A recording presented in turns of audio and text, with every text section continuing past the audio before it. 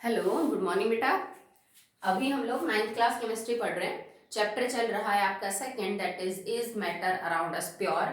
उसके अंदर हमने लास्ट वीडियो में कुछ सॉल्व प्रॉब्लम्स करी थी और 4 क्वेश्चन किए थे प्रैक्टिस क्वेश्चंस सेट के। तो उसी को आगे कंटिन्यू कर रहे हैं। Practice questions of chapter second 4 हो चुके हैं, तो फिफ्थ से स्टार्ट कर रहे हैं। So the fifth question is Which separation technique will you apply for the separation of salt from sea water? आपको सी वाटर में से, समुद्र के पानी में से नमक बाहर निकालना है, तो कौन सी टेक्निक आप यूज करोगे? तो हम यूज करेंगे बेटा इवोपोरेशन। पानी उड़ जाएगा, नीचे सॉल्ट रह जाएगा विद इम्प्योरिटीज, जिसको आगे आप साफ कर सकते हो। सिक्स्थ है bleeding from a fresh cut can be stop by applying alum. Explain. ये क्या कहता है बेटा कि जो ब्लीडिंग हो रही है, आपका कोई कट लग गया, वहां से ब्लीडिंग हो रही है, खून निकल रहा है, तो उस ब्लड को बहने से रोका जा सकता है अगर आप उसके ऊपर एलम लगा दें। तो एलम के अंदर ना Al3 पॉजिटिव आयंस होती है, ठीक है। और जो ब्लड है ना बेटा, वो एक नेगेटिव चार्ज कोलाइडल सॉल्यूशन है, ठीक है। मैंने बताया भी था आपको, blood is a negatively charge colloidal solution, और एलएम जो आप यूज करते हो उसके अंदर Al3 पॉजिटिव आयंस होती हैं। तो इस नेगेटिवली चार्ज कोलाइड को ये पॉजिटिवली चार्ज जो आयंस है एल्यूमिनियम की, ये कोगुलेट कर देती है, न्यूट्रल कर देती हैं, और फिर ये आपका जो ब्लड कोगुलेशन जो है वो होगा। जैसे दूध का बैठ जाना दही में, हम बोलते हैं ना कोगुलेट हो गया दूध, ठीक है, मतलब कोलाइडल सॉल्यूशन खराब हो गया। ब्लड एक कोलाइडल सॉल्यूशन है जिसपे चार्ज नेगेटिव है। अगर आप बहने से इसको रोक रहे हो किसी कट में से, तो आप इसके ऊपर पॉजिटिव आयन जैसे यूज कर रहे हो, तो वो पॉजिटिव आयन इस नेगेटिव आयन कोलाइडल सॉल्यूशन को न्यूट्रल करेगी, और फिर वो कोलाइडल सॉल्यूशन कोगुलेट हो जाएगा, बैठ जाएगा, तो फिर खून का थक्का जम जाता है, ठीक है। नेक्स्ट है How will you separate a mixture of kerosene oil and water? Explain with the help of a label diagram. आपके पास केरोसिन ऑयल है और पानी है। पहले तो आप ये बताओ इनको सेपरेट कैसे करोगे। तो बेटा ये दो लिक्विड हैं, पानी और kerosene oil, that are not soluble into each other. पानी और केरोसिन ऑयल सॉल्युबल नहीं है, तो इनमिसिबल लिक्विड्स के लिए हम कौन सी टेक्निक यूज करते हैं? Separating funnel. ओके। इसके अंदर बिकॉज केरोसिन ऑयल लाइटर है तो वो ऊपर की तरफ रहेगा, पानी भारी है तो वो नीचे की तरफ रहेगा। फिर मैंने आपको एक एग्जांपल से समझाया ही था, वो सेपरेटिंग फनल का आपको डायग्राम बनाना है और बताना है कि नीचे नॉब से जैसे आप ड्रॉप बाय ड्रॉप लिक्विड को निकालेंगे तो पहले पानी बाहर आएगा, क्योंकि नीचे की तरफ पानी है और केरोसिन ऑयल ऊपर की तरफ। ओके, नेक्स्ट देखिए question number 8, which method is better for recovering sugar from sugar solution. आपके पास शुगर का एक सॉल्यूशन है, उसमें इंप्योरिटीज भी हो सकती है, मतलब मैंने शुगर को पानी के अंदर डिसॉल्व कर रखा है और उसमें कुछ इंप्योरिटीज है, तो इसमें से अगर आपको प्योर शुगर बाहर निकालनी है, ठीक है, शुगर सॉल्यूशन है विद सम इंप्योरिटीज, आप इसमें से प्योर शुगर को बाहर निकालना चाहते हो, तो कह रहा है कि कौन सा मेथड अच्छा है। आप इवोपोरेशन वाले तरीके से ये करोगे या क्रिस्टलाइजेशन वाले मेथड से करोगे। तो जब हमने क्रिस्टलाइजेशन पढ़ा है तब मैंने आपको बोला था crystallization is a better technique as compare to the evaporation. क्यों? क्योंकि अगर आपको शुगर सॉल्यूशन में से शुगर को बाहर निकालना है तो तुम शुगर सॉल्यूशन को हीट करोगे, उसमें से पानी को इवोपोरेट करने के लिए हीट करने के ऊपर आपकी जो शुगर है, on heating it can decompose. Decompose का मतलब है तुम्हारा कंपाउंड खराब हो जाएगा गर्म करने पे। तुम गर्म इसलिए करना चाहते थे कि जो पानी है सिर्फ वो भाप बन के उड़े और चीनी नीचे रह जाए, पर गर्म करने पे ये भी हो सकता है कि चीनी जलने लग जाए, ठीक है, तो फिर आपको प्योर जो शुगर है वो बाहर नहीं मिलेगी। दूसरी बात, आप क्या करते हो कि यहाँ पे जो इम्प्योरिटीज है ना, जैसे मान लो आपने क्या किया कि इसका इवोपोरेशन कर दिया, ठीक है, इवोपोरेशन करने के बाद जो पानी है वो भाप बन के उड़ गया, बट स्टिल जो इम्प्योरिटीज है वो शुगर में प्रेजेंट रह सकती हैं। इस बात की क्या गारंटी है कि जो इम्प्योरिटीज है वो भी भाई वेपोराइज हो जाएंगी? नॉट पॉसिबल ना। तो तुमने पानी को तो बाहर निकाल दिया, मान लो इवोपोरेट करके तुमने टेम्परेचर का ध्यान रखा, शुगर डिकम्पोज नहीं भी हो पाई, पर इम्प्योरिटीज तो अभी भी शुगर में है ही ना, ठीक है। और मान लो तुम अब इसको कोई और टेक्निक यूज करो, फिल्ट्रेशन से इम्प्योरिटीज को दूर करने की कोशिश करो, तो वो मुश्किल तरीका है। जबकि क्रिस्टलाइजेशन आसान है, क्योंकि क्रिस्टलाइजेशन के अंदर हमेशा क्रिस्टल प्योर चीज के बनते हैं, कभी इम्प्योरिटीज के क्रिस्टल बनेंगे ही नहीं। सिंपल सी बात है। ना तो हम बहुत ज्यादा गर्म करते हैं कि आपको मतलब जैसे डिकम्पोज होने का खतरा नहीं होता, बिकॉज आप एक सैचुरेटेड सॉल्यूशन को वाटर बाथ पे हीट करते हो। हमने डायरेक्टली हीट नहीं किया था ना क्रिस्टलाइजेशन में, तो ठंडा होने पे क्रिस्टल सिर्फ प्योर चीज के बनेंगे। अगर कोई इम्प्योरिटी है तो वो अपने आप ही नीचे रह जाएगी। इन दो चीजों की वजह से क्रिस्टलाइजेशन को बेटर माना जाता है इवोपोरेशन के मुकाबले। ओके, पर ये हाँ मेथड से शुगर के बनते हैं क्रिस्टल, तभी हम इसको यूज करेंगे। आप ऐसे किसी सब्सटेंस को प्योर नहीं कर सकते क्रिस्टलाइजेशन से जिसके क्रिस्टल नहीं बनते। नमक शुगर के लिए अच्छा है because they form crystalline structure. Next देखिए question number 9। 5 gram sodium chloride is dissolved in 50 gram of water. मैंने 5 ग्राम सोडियम क्लोराइड को 50 ग्राम पानी के अंदर डिजॉल्व किया है। Okay, 25 degree Celsius temperature. Okay, room temperature की बात कर रहा है। Calculate the solubility of sodium chloride in water at that temperature. आपको सॉल्युबिलिटी पता करनी है सोडियम क्लोराइड की पानी में इस टेम्परेचर पे। तो बेटा सॉल्युबिलिटी कैसे निकालते हैं? Mass of solvent solute, mass of solute 5 gram, mass of solution divided by, अब सॉल्यूशन का कितना हुआ 50 plus 5 that is 55 and multiply by 100। इसको सॉल्व कर लेना, आपकी परसेंटेज निकल जाएगी। Okay, next what will happen if a saturated solution is heated और कूल्ड। आपके पास एक सैचुरेटेड सॉल्यूशन है, अगर आप इस सॉल्यूशन को एक बार हीट करोगे तो क्या होगा, एक बार आप इसको कूल करोगे तो क्या होगा। तो बेटा देखो, अगर आप एक सैचुरेटेड सॉल्यूशन को हीट करोगे then some more solute can be dissolve, some more solute can be dissolve. Saturated solution का टेम्परेचर बढ़ाने से उसमें थोड़ा सा सॉल्यूट और घोला जा सकता है और वो सैचुरेटेड से सुपर सैचुरेटेड बन जाएगा। ओके, सैचुरेटेड सॉल्यूशन को अगर आप कूल करोगे तो सम solute may come out from solution। तो इसमें उल्टा हो जाएगा कि सैचुरेटेड सॉल्यूशन को ठंडा करने पे कुछ सॉल्यूट सॉल्यूशन से बाहर आके नीचे बॉटम में बैठ जाएगा। ठीक है, चलिए नेक्स्ट है sea water can be classified as a homogeneous mixture as well as a heterogeneous mixture. Comment. ठीक है, तो ये क्या कहता है कि जो समुद्र का पानी है सी वाटर, उसको आप होमोजीनियस मिक्सचर भी बोल सकते हो और हेट्रो भी बोल सकते हो। बताओ क्यों? तो देखो बेटा, होमोजीनियस मिक्सचर है बिकॉज पानी के अंदर different type of salt dissolve है, जैसे KCl, MgCl2, NaCl, ये सारे जो सॉल्ट हैं वो पानी के अंदर घुल के बिल्कुल होमोजीनियस मिक्सचर बनाते हैं। बट समुद्र का जो पानी है उसमें सिर्फ सॉल्ट तो मौजूद नहीं होते भाई, मिट्टी है, कंकर है, पत्थर है, जो एक्वेटिक एनिमल्स रहते हैं उनका एक्सक्रीटरी प्रोडक्ट है। तो समुद्र का पानी सिर्फ नमक और पानी नहीं है, उसमें तो बहुत सारे जो जीव जंतु रहते हैं उनका वेस्ट प्रोडक्ट है, शिप ट्रेवल्स कर रही हैं, मिट्टी है, धूल है, कंकर, पत्थर, बहुत सारी और चीजें भी जो है वो समुद्र के पानी में होती हैं। तो अगर आप उनको ध्यान दो तो आप इसको हेट्रोजीनियस बोलोगे ना।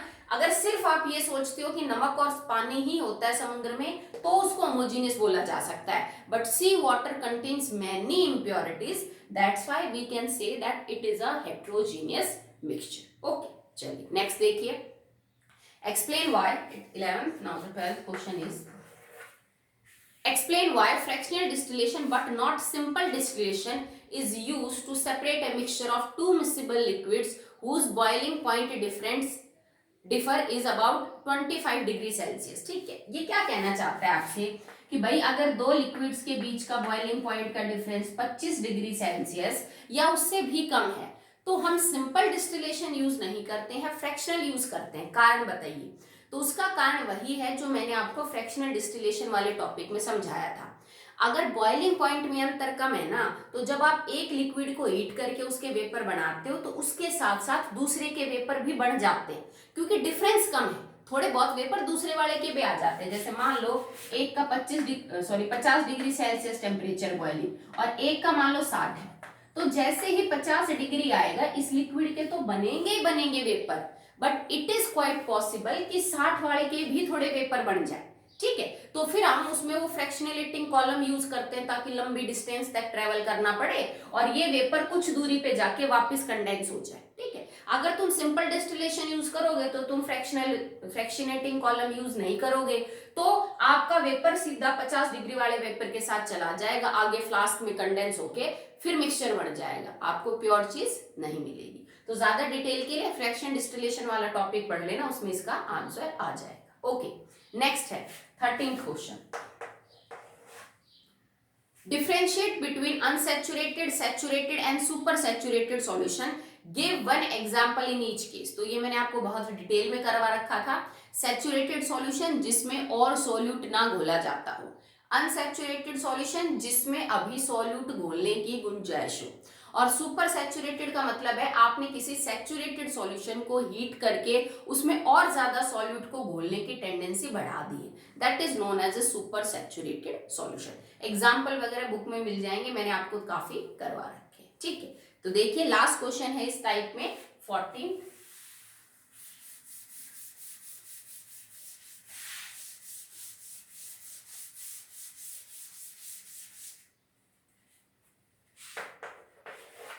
इट इज, इसका फर्स्ट पार्ट है, ए का first part. A house wife churn full cream milk with milk churner. ये क्या कहती है, एक हाउस वाइफ है और जैसे आपकी मम्मी है, वो घर के अंदर दूध को चर्न करती है, जैसे उसको रई से घुमाती है, मथनी से उसको घुमाती है, उसमें से क्रीम निकालने के लिए, मतलब फैट घी निकालने के लिए। Number 1, What did she observe after churning milk? Churning का मतलब जब वो उस दूध के अंदर रई को, मथनी को डाल के हिलाएगी तो वो क्या ऑब्जर्व करेगी, तो she will observe that because fat जो ऑयली पार्ट है वो पानी से हल्का होता है, तो जो मक्खन है वो ऊपर की तरफ फ्लोट करेगा और नीचे जो लिक्विड पार्ट है उसमें जर्नली आपका पानी रहेगा। ठीक है, what could be the possible reason for this observation? तो तुम्हें क्या लगता है कि ये जो देखने को मिला कि फैट ऊपर आ गया, पानी नीचे है, ऐसा क्यों हुआ? क्योंकि बेटा मिल्क जो है ना वो एक कोलाइडल सॉल्यूशन है। ठीक है, और कोलाइडल सॉल्यूशन को जब आप उसके अंदर रई डालते हो, बहुत तेजी से जब उसकी स्पीड से ब्लेड घूमती है तो कोलाइडल सॉल्यूशन अनस्टेबल हो जाता है। ठीक है, एक कोलाइडल सॉल्यूशन को जब आप बहुत तेजी से घुमाते हो तो उसका डिस्पर्स मीडियम और डिस्पर्स फेज अलग अलग हो जाता है। अब मिल्क के अंदर तो दो ही चीजें थी, मिल्क के अंदर तो फैट और वाटर है, भाई वाटर मेरा डिस्पर्स मीडियम और ये मेरी डिस्पर्स फेज है, तो जब आप बहुत तेजी से घुमाओगे तो दोनों अलग अलग हो जाते हैं, और क्योंकि जो फैट है, ऑयल, घी, ये हल्के होते हैं पानी से, तो ये ऊपर की तरफ आ जाएंगे, पानी किस नीचे की तरफ रहेगा। ओके, नेक्स्ट है इसका बी पार्ट, उसका first, defined mass percent and volume percent of a solution. किसी भी सॉल्यूशन की मास परसेंट और वॉल्यूम परसेंट का मतलब क्या है? तो मास परसेंट का मतलब होता है बेटा, ठीक है, कि amount of solute in gram present in 100 gram of solution। एक तो आप इसको यूं समझा सकते हो कि किसी भी सॉल्यूट का, और ये मास परसेंट हमेशा सॉल्यूट का होता है, किसी भी सॉल्यूट का मास परसेंट का मतलब है amount of solute in gram present in 100 gram of solution. उस सॉल्यूशन का अगर मैं 100 ग्राम लूं तो उसमें सॉल्यूट कितने ग्राम मौजूद है, ये उसकी मास परसेंटेज है। ठीक है, फॉर्मूला लिख लो, मास परसेंटेज का मतलब होता है मास ऑफ सॉल्यूट इन ग्राम, ठीक है, divided by mass of solution in gram and multiply by 100, ये होता है। ठीक है, वॉल्यूम परसेंट क्या होता है ना, volume percent of solute it is equal to volume of solute in ml dissolved in 100 ml of solution। ठीक है, कि सॉल्यूट का वॉल्यूम परसेंटेज का मतलब है कि आपने कितना ml सॉल्यूट डाल रखा है 100 ml सॉल्यूशन के अंदर। ठीक है, इसका भी फॉर्मूला ऐसे ही हो जाएगा, volume percentage of solute, volume of solute in ml divided by volume of solution in ml and multiply by 100। ठीक है, इनके ऊपर तो हमने काफी सारे न्यूमेरिकल्स किए थे, तो फॉर्मूले तो आपको याद होने ही चाहिए, तभी आप न्यूमेरिकल्स कर पाओ। नेक्स्ट है इसके अंदर second part, find out the mass of volume percentage of 15% solution of sulphuric acid. Find out the mass of volume percent, mass of volume percent of 15% solution of sulfuric acid, solution of H2SO4, और आपको इसकी density दे रखी है, density of the solution, density of solution, कौन से solution की, H2SO4 वाले solution की डेंसिटी है 1.02 ग्राम पर सेंटीमीटर क्यूब। ओके, चलिए इसको सॉल्व करते हैं।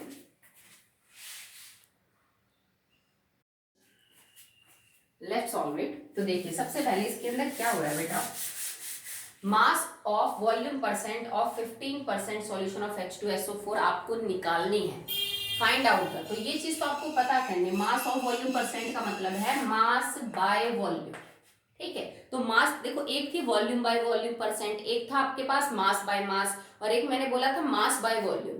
तो मास बाय वॉल्यूम का मतलब होता है मास ऑफ सॉल्यूट, फॉर्मूला बता रहे हैं, ग्राम के अंदर divided by volume of solution ml के अंदर और मल्टीप्लाई बाय 100। ये फॉर्मूला होता है मास बाय वॉल्यूम का। तो देखो इसमें क्या चीज है और क्या नहीं है। आपको मास ऑफ सॉल्यूट दे रखा है तो ये मुझे पता है, क्योंकि 15% का मतलब है 15 ग्राम, बट आपको वॉल्यूम ऑफ सॉल्यूशन के बारे में कोई आइडिया नहीं है। तो डेंसिटी का फॉर्मूला यूज करके पहले मुझे वॉल्यूम पता करनी है। आपको दे क्या रखा है, आई हैव 15% H2SO4। अब देखो इसमें एक हल्का सा कंफ्यूजन है जिसमें तुम्हें दिक्कत महसूस होगी कि 15% सॉल्यूशन H2SO4 का किस में दे रखा है। भाई तुम्हें सॉल्यूशन की कंसंट्रेशन मास बाय वॉल्यूम में निकाल रखी है, पर ये जो 15% दे रखा है ये क्या दे रखा है भाई, ये परसेंटेज वॉल्यूम बाय वॉल्यूम है, ये 15% मास बाय मास है, क्या है ये, ठीक है। मास बाय वॉल्यूम तो वो निकलवा रहा है, तो जाहिर सी बात है या तो ये वॉल्यूम बाय वॉल्यूम है या फिर ये क्या है, मास बाय मास। तो here it is mass by mass. Okay, so इसको आप थोड़ा सा समझेंगे, यूं समझ लो कि क्लियर नहीं है क्वेश्चन में, आपको थोड़ा जूम ही करना पड़ेगा। 15% मास बाय मास है, इसका मतलब क्या हुआ, 15 ग्राम H2SO4 इन 100 ग्राम सॉल्यूशन है। क्लियर है, ठीक है। इससे आपको क्या पता चला, सॉल्यूशन का मास 100 ग्राम है, सॉल्यूट का मास 15 ग्राम है। अब डेंसिटी का डाटा यूज करेंगे। डेंसिटी होती है बेटा मास अपॉन वॉल्यूम। तुम्हें इस फॉर्मूले में वॉल्यूम ऑफ सॉल्यूशन चाहिए जो तुम्हें दे नहीं रखी, पर तुम्हें डेंसिटी और मास तो पता है ना सॉल्यूशन का।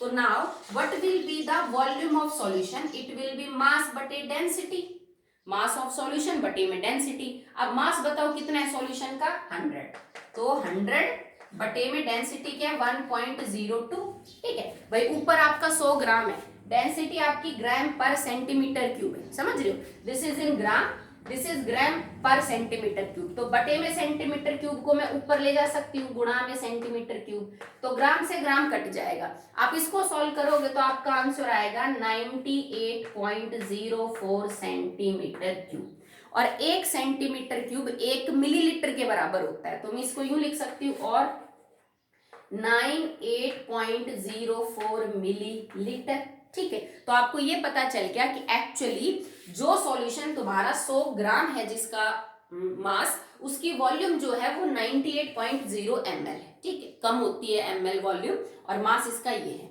अब आपको सब कुछ पता चल गया इस फॉर्मूले के अंदर कि भाई वॉल्यूम क्या है सॉल्यूशन की, मास क्या है सॉल्यूट का। अब सिर्फ आपको फॉर्मूला यूज करना है,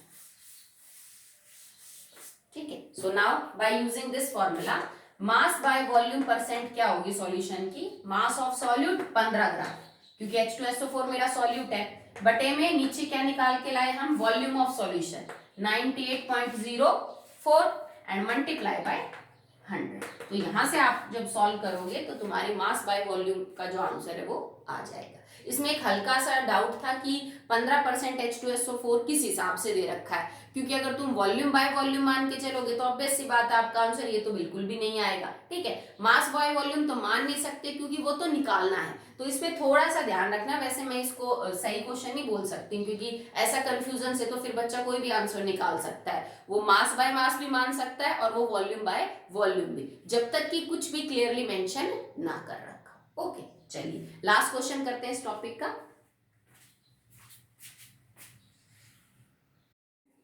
इट इज, ये 14th के बी का थर्ड पार्ट है, 14th B and third part. Okay, so it is the particle size of a substance A, कोई सब्सटेंस है ए, उसके पार्टिकल का साइज प्रेजेंट इन वाटर, पानी के अंदर वो ए पार्टिकल है और उसके पार्टिकल का साइज 200 नैनोमीटर है, 200 nanometer. Okay, what is the nature of the solution, मतलब तुम्हें पार्टिकल के साइज को देख के ये पता करवा रहा है कि बेटा तुम्हें इसके साइज से क्या पता चलता है कि किस टाइप का है। टाइप से इसका मतलब ये है बेटा, यहाँ पे ट्रू है कि कोलाइडल है कि सस्पेंशन है। तो देखो बेटा, अगर पार्टिकल का साइज 1 नैनोमीटर या उससे छोटा है, ट्रू। अगर 1 से 100 नैनोमीटर के बीच में है, कोलाइडल। और अगर 100 नैनोमीटर से ज्यादा पार्टिकल का साइज है तो सस्पेंशन। तो इनके पार्टिकल का साइज 200 नैनोमीटर है। It means this solution is a type of suspension. ये आपका सस्पेंशन। क्लियर है? ठीक है, तो आज 4 तक तो आपने फेयर कॉपी में कर लिए होंगे, 5 से लेके और 14 तक आप अपने फेयर कॉपी में कर लीजिएगा। कोई डाउट आ रही हो, कोई चीज समझ ना आई हो तो मेरे से पूछ लीजिएगा। Okay, that's all for the day. And again मैंने आपको नोटबुक चेकिंग के लिए बोला था कल के लिए, तो आज के लिए बोला एक्चुअली मैं, आज मैंने आपको ग्रुप में मैसेज डाला है कि आप नोटबुक चेकिंग के लिए भेजिए। तो जिस बच्चे ने देख लिया है भेज दिया, अच्छी बात है। जो नहीं भेज पाए, जब भी आप वीडियो देखें शाम तक अपनी जो नोटबुक है वो लास्ट के उसके 10 या 12 पेजेस की फोटोज मेरे को सेंड कर दीजिएगा अपनी डिटेल्स के साथ। पापा का नाम क्या है, आपका नाम क्या है, कौन सी क्लास है, गांव क्या है, उन सब के साथ। Okay, thank you.